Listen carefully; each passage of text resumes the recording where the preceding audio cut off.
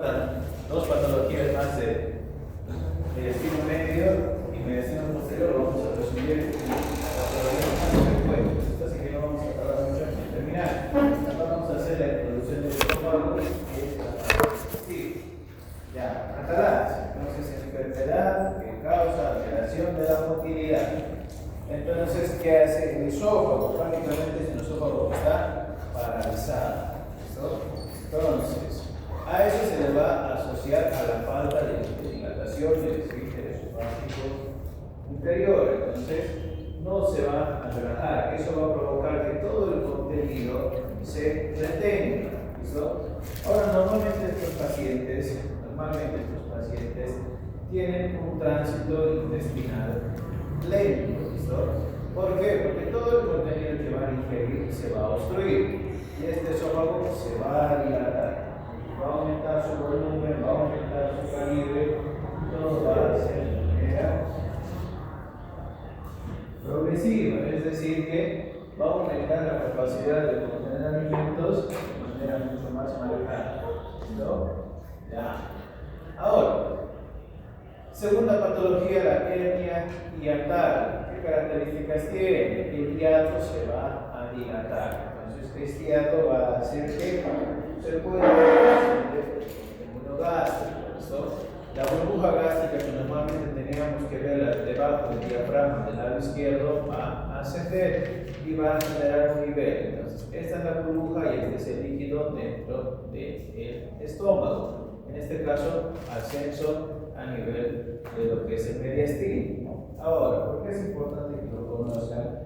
Porque el paciente va a presentar síntomas cardíacos, va a presentar un dolor torácico, va a presentar compresión a nivel del espacio retrocardíaco. Entonces el paciente va a acudir por eso a la consulta, le va a decir: tengo un dolor, yo tengo una opresión, yo tengo sensación de compresión de mi pecho. Entonces, el primer diagnóstico que ustedes van a manejar es patología cardíaca, ¿no? Entonces, le van a hacer enzimas, le van a hacer la valoración del índice cardiotorácico, le van a hacer la valoración cardíaca y todo va a dar normal. Entonces, resulta que esta imagen y esta hernia hiatal se regresa a la porción posterior y va a desplazar el corazón a la parte anterior. Entonces, eso provoca que le duela, se irrite y se inflame. ¿Listo? Entonces, así es que lo van a ver. Ahora, puede ser pequeño, como en este caso, o puede ser de gran tamaño. Todos estos pacientes van a tener un reflujo gastroesofágico totalmente acentuado. Mediastino posterior. ¿Qué nos dice? Ganglios linfáticos, porciones bajas del medio vago y la cadena simpática. Ahora, tienen que reconocer el signo cérvico-torácico. ¿Listo? ¿Qué nos dice este signo? Va a utilizar como referencia el borde superior de la clavícula. Entonces, toda lesión que supera el borde superior de la clavícula se considera lesión de mediastino posterior. ¿Listo? Porque esquemáticamente tenemos el anterior, el medio y posterior. Borde superior de la clavícula está en relación con mediastino posterior. Entonces, así es que lo delimita, signo cérvico-torácico positivo, porque está superando el borde superior de la clavícula.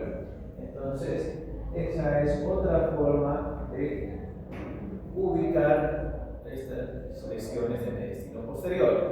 Ahora, aquí tenemos dos ejemplos: una lesión que supera el borde superior y una lesión que se está limitando al borde inferior. ¿Listo? Entonces, probablemente esta lesión sí sea del mediastino posterior y esta es del mediastino anterior o del mediastino medio. ¿Listo? Entonces, así se aplica ese signo cérvico-torácico. Ahora, para reforzar, este es el signo de la silueta, que me borra el contorno cardíaco del lado derecho. ¿Listo? Ahora, nosotros hemos visto que el signo de la silueta prácticamente se aplica para derrames, se aplica para consolidaciones y también se va a aplicar para atelectasia. ¿Lo mismo? ¿Listo? Para lesiones focales también. Entonces, toda lesión que borra un contorno, ya sea cardíaco, iliar, paratraqueal, diafragmático o pleural, se considera signo de la silueta. Entonces, prácticamente la aplicación es única. bajo el mismo concepto de estructura de la misma densidad en un mismo plano por bordamiento de los contornos de las dos estructuras. Ahora, signo de la silueta negativo. ¿Por qué? Porque logro ver el contorno cardíaco del lado izquierdo y logro ver la lesión nodular focal. ¿Listo? Entonces, esta lesión no está en el mediastino medio, está probablemente en el mediastino posterior. ¿Listo? Así es que lo van a ver y así es que lo tienen que saber describir. Ahora, la lesión prácticamente única que vamos a ver a nivel de este mediastino va a ser el schwannoma, ¿listo? Que es el tumor de los nervios periféricos.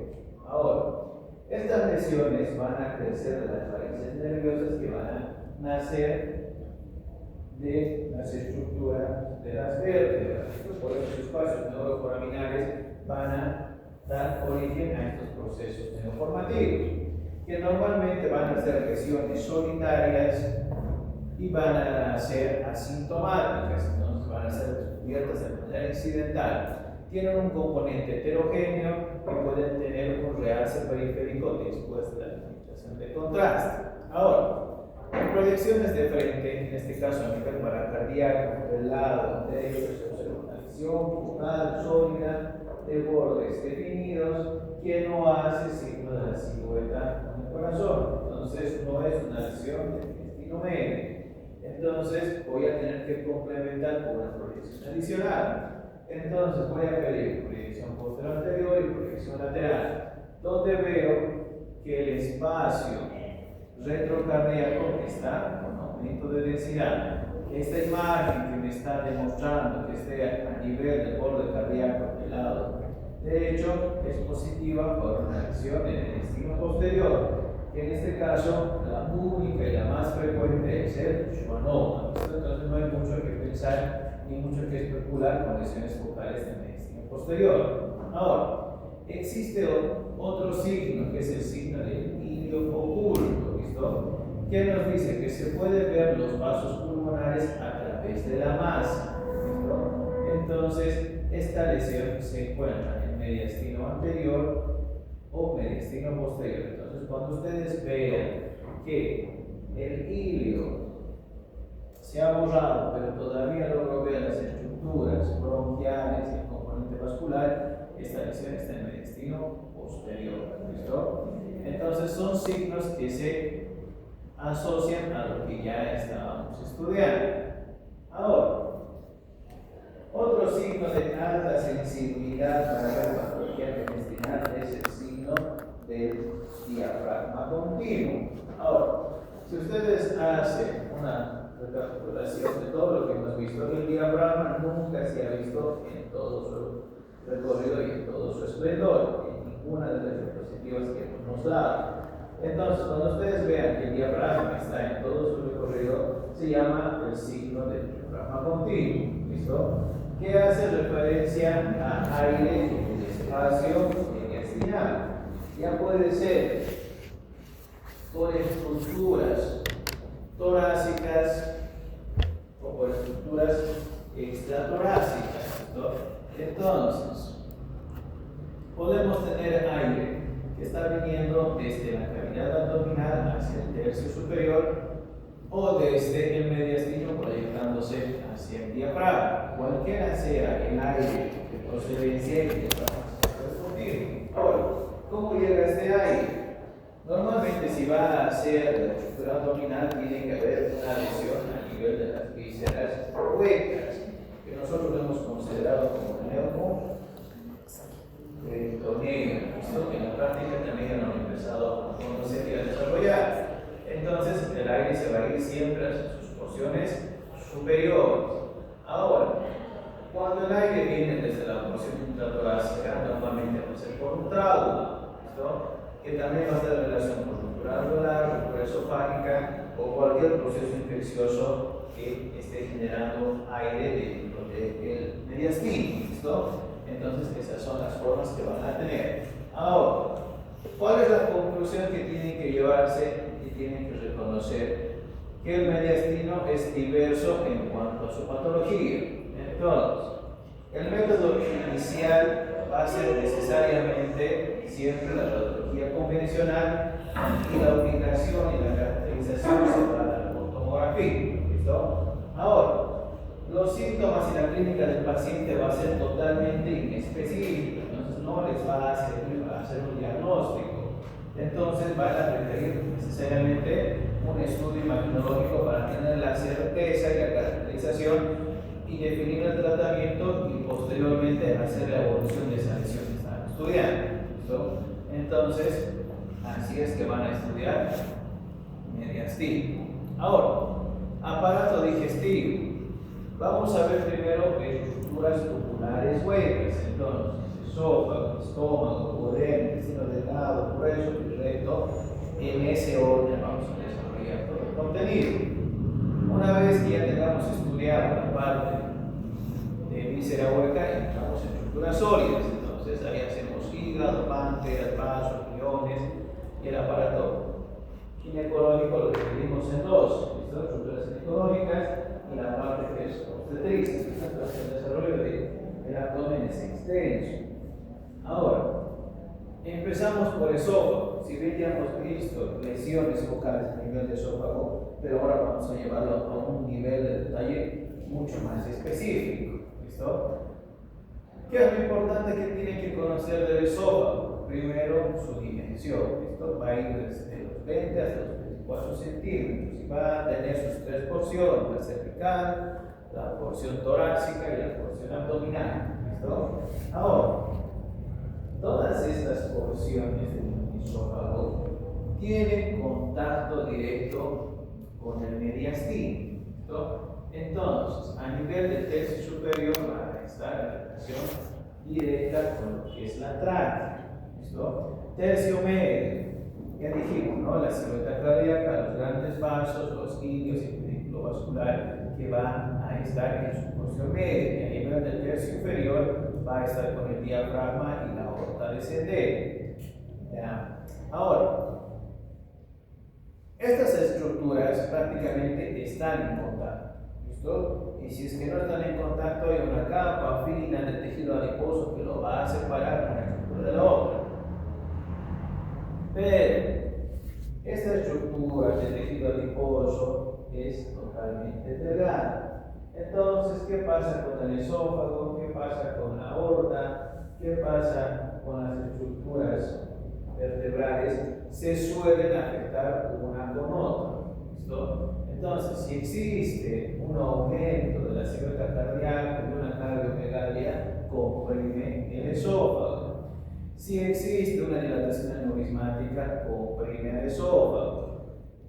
Si existe un defecto congénito a nivel de la tráquea, el esófago se comprime. ¿Listo? Ahora, si hay un defecto de pared a nivel diafragmático, igual las estructuras abdominales se proyectan a la porción torácica. ¿Listo? Entonces, esas son las relaciones anatómicas que van a tener el esófago en todo su recorrido. Ahora, estructuralmente dentro de ese esófago va a haber tejido muscular, el cual va a tener fibras longitudinales y fibras circulares o transversales, ¿listo? Las cuales le van a dar una peristalsis. Entonces, cuando el paciente empieza la deglución, se activa este sistema, ¿listo? Entonces trabaja de manera sincrónica y eso permite que el alimento llegue desde la boca hacia el estómago en un tiempo corto. ¿Listo? Ahora, el esfínter esofágico inferior, que está ubicado a nivel de la unión gastroesofágica, se tiene que relajar cada que el alimento atraviese la estructura distal, ¿listo? Permitiendo que todo el contenido llegue hacia el estómago. Ahora, si por cualquier motivo esto se altera, el tránsito va a estar disminuido. Ahora vamos a ver cuáles son estas patologías. Ahora, tenemos un sistema arterial y un sistema venoso. Ahora, el esófago, al tener sus tres porciones, igual va a tener sus tres ramas principales, que van a ser del tercio superior, del tercio medio y del tercio inferior. ¿Listo? Entonces, cada una de estas arterias va a tener un componente vascular, el cual lo va a llegar en todo su recorrido. Ahora, el mismo sistema venoso va a pasar primero por la porta y luego va a desarrollar un plexo que va a ir por la porción más superficial de lo que es el tejido mucoso, ¿listo? Entonces eso hace que cualquier proceso obstructivo por alteración de drenaje a nivel del parénquima hepático tenga que buscar un camino alterno, ¿listo? Entonces ahí es donde se provocan las varices esofágicas, que ahora vamos a ver el origen y vamos a ver cómo se ve con imagenología, ¿listo? Ahora, el primer método para estudiar un esófago se llama esófago con contraste varizado, tan conocido esofagograma, ¿listo?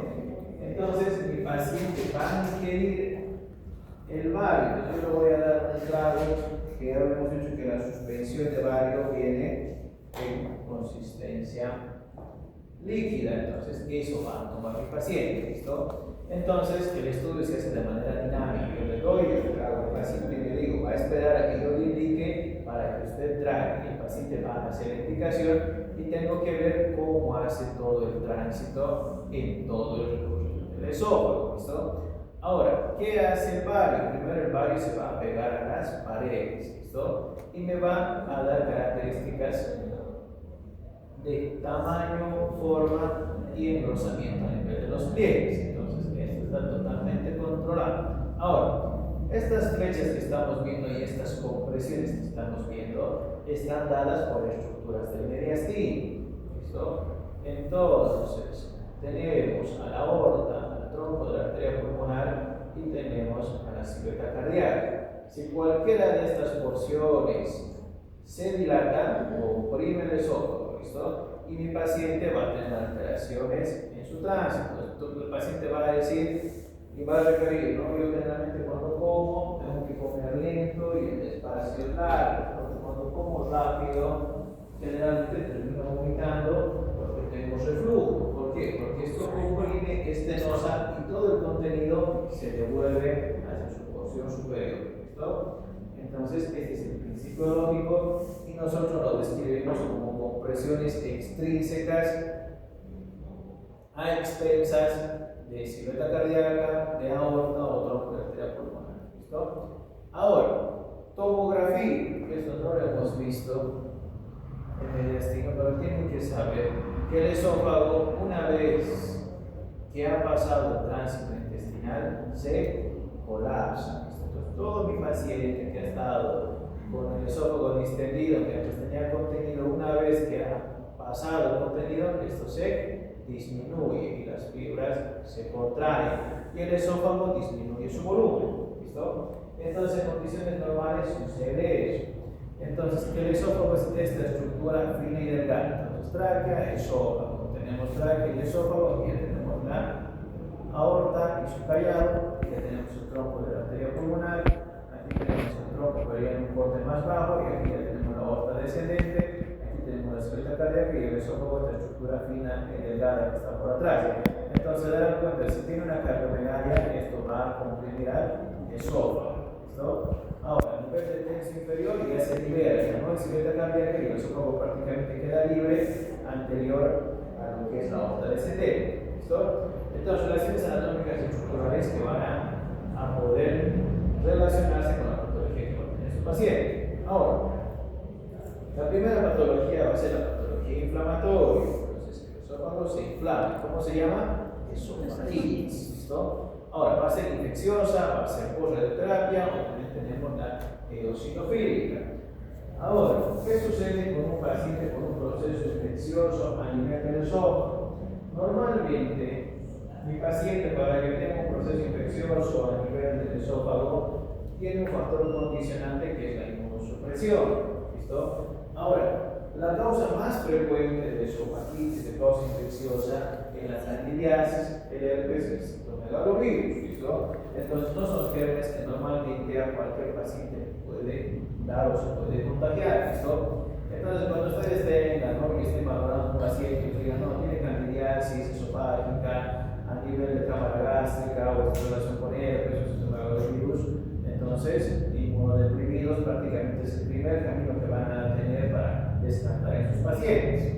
Ahora, En segundo lugar, la esofagitis por radioterapia, que esto lo vamos a desarrollar en otra diapositiva. Ahora, todo paciente que ha hecho ingestión de sustancias tóxicas, pacientes que han sido positubados, pacientes que han estado con sondas nasogástricas o reflujo gastroesofágico también van a desarrollar una esofagitis, ¿no?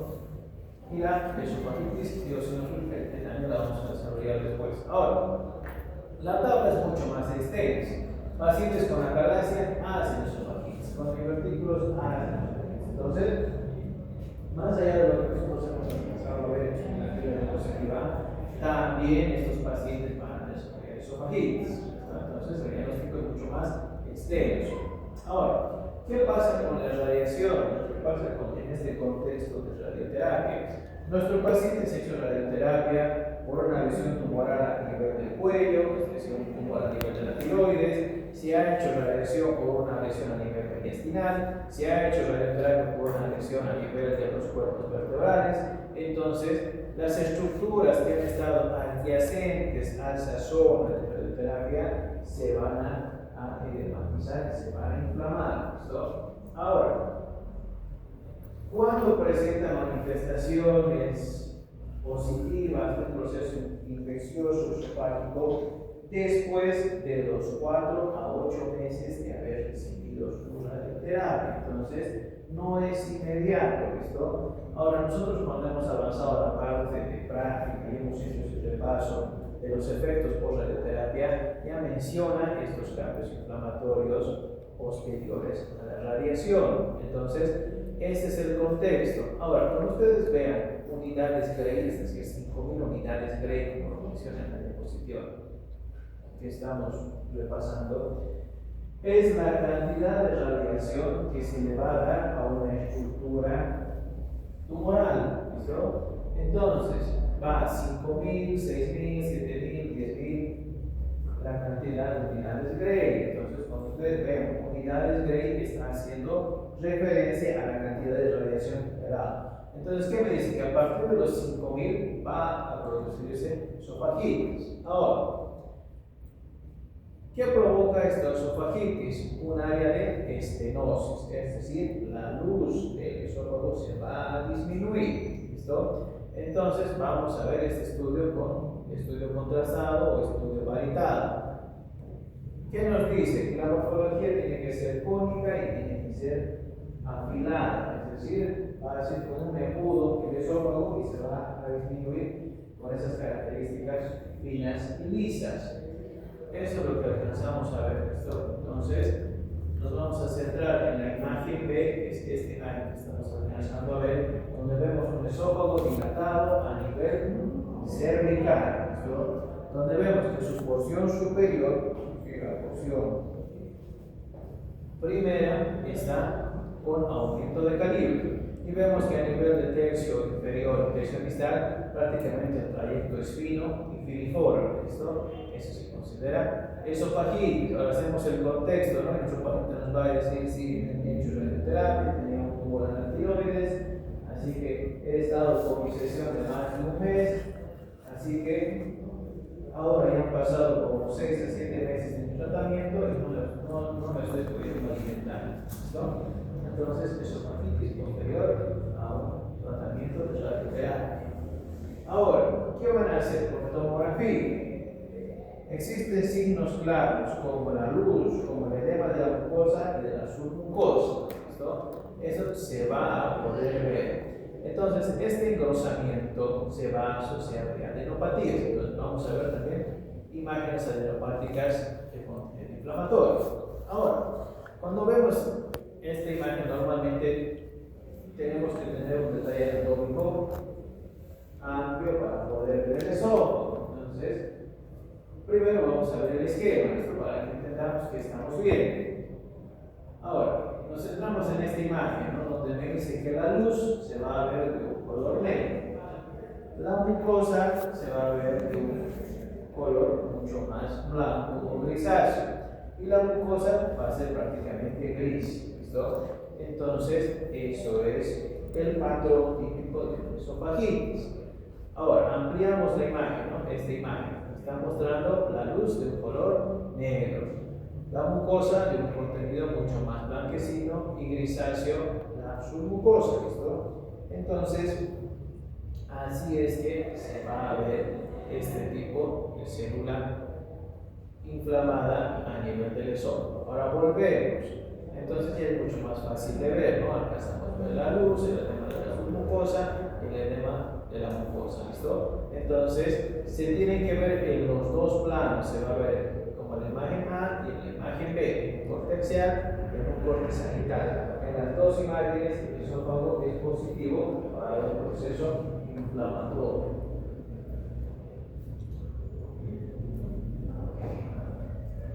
Ahora,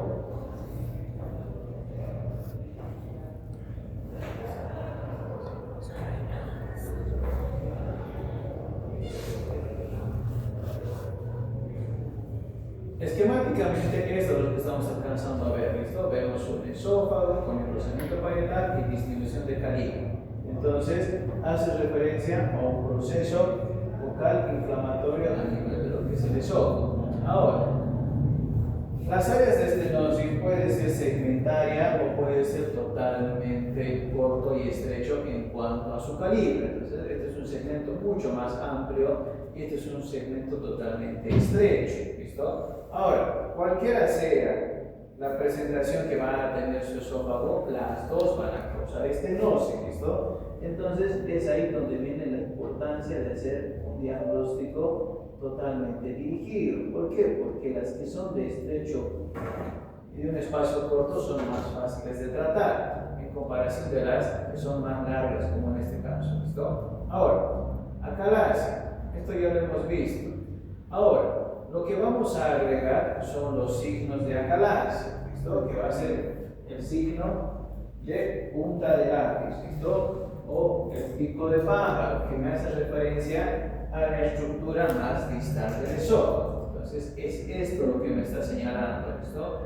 Punta de lápiz o pico de pájaro. Ahora, la acalasia cuando está en estadios iniciales es de bordes lisos, es decir, tengo un esófago con paredes lisas y regulares. Cuando el proceso ya es crónico, esto se llama de morfología varicosa, ¿listo? Y hace referencia al esófago de morfología sigmoide. Entonces, cuando yo les diga, cuando la acalasia tiene una morfología sigmoide, cuando ya está avanzada. Ahora, ¿para qué se le pide tomografía a estos pacientes que ya están diagnosticados? Resulta que la acalasia condiciona a tener un proceso informativo de origen maligno. Entonces, la acalasia se tiene que resolver. ¿Por qué? Porque es la única forma de que mi paciente no desarrolle una célula tumoral. ¿Listo? Entonces, normalmente, ¿qué hace mi paciente? Va a cambiar su dieta, va a cambiar su alimentación, va a tener prácticamente una dieta líquida a semilíquida, pero eso no lo va a liberar de desarrollar un proceso tumoral. Entonces, la tomografía es donde juega un papel importante. ¿Por qué? Me va a ver el tamaño, me va a ver la longitud, me va a dar el esfínter esofágico inferior y me va a categorizar un proceso neoformativo vocal. Me va a decir si tiene o no tiene un tumor. ¿Listo? Entonces, esta es la acalasia por tomografía. Lo ideal es ver una pared fina y delgada, contenido líquido y contenido aéreo. Esto ya es una acalasia en estadio avanzado. Ahora, tomografía, tomografía y tomografía. Ahora, hernia hiatal, que esto ya lo hemos visto. Ahora, ¿qué vamos a ampliar? Que hay 4 tipos de hernia. ¿Listo? La deslizante, la paraesofágica, la tipo 3, que es una unión y una conjunción de la tipo 1 y la tipo 2, y la tipo 4, que ya es ascenso del contenido gástrico, es decir, el estómago se va a proyectar a la porción torácica de mi paciente y va a generar una compresión mediastinal y una compresión del parénquima pulmonar. ¿Listo? Entonces, así es que se van a presentar. Ahora, radiológicamente es diagnosticable. Entonces, sí se puede ver, sí se puede categorizar. Nos centramos en la una, que es la deslizante. ¿Qué hace? Está deslizante. Normalmente solo va a causar dilatación del esófago en su tercio inferior. ¿No? Ahora, la paraesofágica hace referencia a la ubicación que va a tener el ascenso del contenido gástrico, que se va a alojar adyacente al esófago. ¿Listo? Ahora, la tipo 3 es la presentación del tipo 1 y la tipo 2 de manera conjunta. ¿Listo? Eso se llama tipo 3. Y la 4 con ascenso del contenido gástrico, que esquemáticamente es esto lo que estamos alcanzando a ver. La 1, la 2, la 3 y la 4, ¿listo? Todas van a tener reflujo gastroesofágico. Entonces, ese va a ser el factor común de mi paciente. Entonces, va a referir eso, por ejemplo, empiezo a referir alimentos y tengo reflujo. Y el otro relato es cada que despierto, estoy con la boca irritada, estoy con un dolor retroesternal, tengo hinchazón y tengo vómitos cuando ingiero comida en grande cantidad, ¿listo? Así es que se van a ver. Entonces, todas son diagnosticadas por la biología convencional. La tipo 1, la tipo 2, la tipo 3 y la tipo 4, ¿listo? Entonces, el diagnóstico tiene que ser totalmente preciso y se puede diagnosticar por la biología convencional. Ahora, para terminar, las varices. Ahora, cuando ustedes escuchan el término varices, en realidad está haciendo referencia a una dilatación del sistema venoso. ¿Listo? Tenemos varices en miembros inferiores, que normalmente van a referir a pacientes que están mucho tiempo de pie, pacientes que son añosas y también pacientes que van a tener factores predisponentes como la mamá o el papá que tenía varices. ¿Listo? Entonces, todo el sistema venoso insuficiente con dilatación se llama varices. ¿Listo? Ahora, ¿cómo se va a afectar este sistema esofágico? Tiene que haber un proceso obstructivo. En su cabeza que tiene que estar, que normalmente todo el flujo tiene que pasar por el hígado. Entonces va a ir por la vena porta y va a ir por la vena cava inferior. Entonces todo el drenaje del abdomen, de los miembros inferiores y de la pelvis va a pasar por el hígado.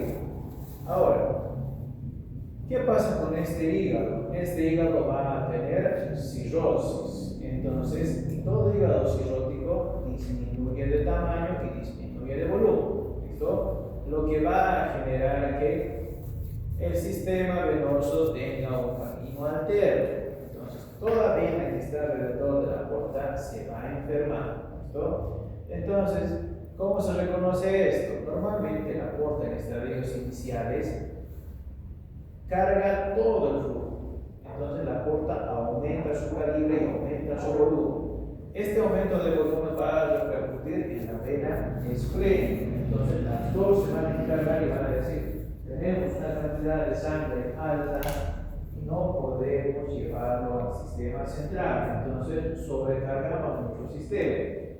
En este repartijo de flujo, en este sistema sobrecargado, va a ir a lo que es la submucosa y a su plexo venoso del esófago, ¿listo? Porque va a decir, por aquí tenemos un camino alterno por donde podemos llevar la sangre. Entonces van a utilizar ese camino alterno.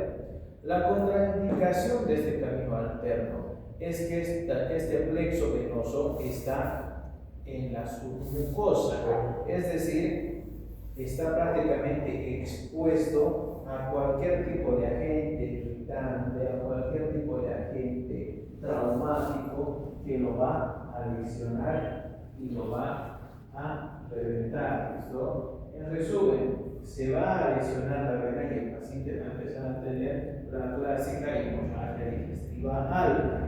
Y ustedes han debido verlo cuando dicen, no, paciente cirrótico ha tenido como complicación hemorragia digestiva alta. Entonces, esa es la causante de que el paciente empiece a sangrar. ¿Listo? Entonces, cuando ustedes vean y les digan, no, tiene varices esofágicas, ya es un caso, si contextualizamos, en cirrosis totalmente avanzada. ¿Listo? Entonces, el sistema ha intentado compensar, ha intentado equilibrar y al no poder, ha desarrollado un plexo venoso totalmente alterado y dilatado. ¿Listo? Ahora, si su paciente no tiene cirrosis, es decir, van a hacer su ecografía, su tomografía, y dicen, no, no es un cirrótico, tienen que diagnosticar la trombosis. ¿Listo? Entonces, un trombo hace lo mismo, se va a la porta, la obstruye y el flujo tiene que buscar un camino alterno. ¿Cuál es la diferencia? Que normalmente la trombosis va a tener un inicio súbito y en un tiempo corto, ¿listo? En comparación con el cirrótico que normalmente se le diagnostica, ya está estudiado, tiene antecedentes de alcoholismo, pero lo van a estudiar en tiempos largos, ¿listo? En comparación con la trombosis que normalmente es corta. Ahora, obstrucción de las venas suprahepáticas por cualquier motivo sea, traumatismos, hematomas, lesiones focales, nódulos, masas o cualquier lesión, también van a causar varices, pero ya en un contexto normalmente oncológico. Ahora, este es el sistema venoso. Esquemáticamente así se van a ver las venas y las varices totalmente dilatadas. Entonces, esta morfología que tiene el rosario son las venas y ya están totalmente expuestas. ¿Listo? ¿De dónde está viniendo este sistema? De un sistema colateral que está viniendo desde la porta. Entonces, estas son sus ramas colaterales que se están dilatando, se están congestionando y se están proyectando a la porción del esófago. Ahora, si mi paciente ha ingerido alcohol, ha ingerido cualquier tipo de sustancia irritativa, inflamatoria, traumatismos o cualquier tipo de agente externo, esto se lesiona. Entonces, esta pared que es fina y delgada se lesiona y sangra. Por eso es que estos pacientes sangran de manera masiva. Les van a decir, hemos hecho lavado gástrico, ¿cuánto han sacado? Han sacado 500, 800, 1000. Entonces, la cantidad de sangre que provoca estas varices es alta. ¿Listo? Por eso es que todo paciente cirrótico se hace su control y se hace su ecografía de Doppler portal para valorar estas colaterales. Y prácticamente le dicen, no, tu paciente es cirrótico y está desarrollando colaterales y va a tener un pronóstico de sangrado. ¿Listo? Entonces, ¿qué hace el gastroenterólogo y el hepatólogo? Tiene que descomponer ese sistema. ¿Listo? Entonces, le hace drenajes, le hace orientaciones ortosistémicas, de manera que hace que ese sistema venoso se libere y no tenga esa congestión. Y lo más importante, ¿no? Que el paciente no presente un área de sangrado activo. Ya. Vamos a quedar aquí, en la siguiente clase vamos a ver